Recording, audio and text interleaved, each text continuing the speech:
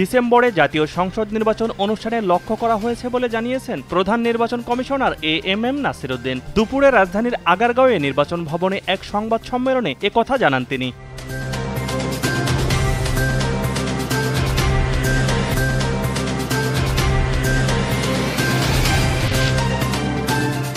দেশের আইন শৃঙ্খলা পরিস্থিতি নিয়ন্ত্রণে চলমান যৌথ অভিযানে সেনা সদস্যদের পেশাদার আচরণ করা এবং অপ্রয়োজনে বল প্রয়োগ না করার নির্দেশ দিয়েছেন সেনাবাহিনীর প্রধান জেনারেল ওয়াকারুজ্জামান।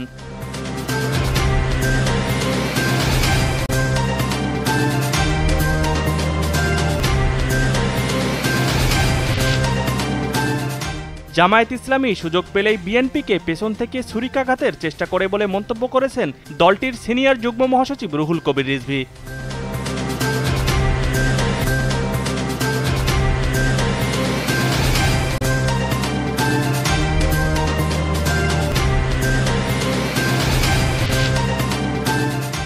দক্ষিণ থাইল্যান্ডে 2 দশক আগে মুসলিম বিক্ষোভকারীদের মৃত্যুর ঘটনায় প্রথমবারের মতো প্রকাশ্যে ক্ষমা চেয়েছেন দেশটির সাবেক প্রধানমন্ত্রী তাকসিন সিনাওয়াত্রা।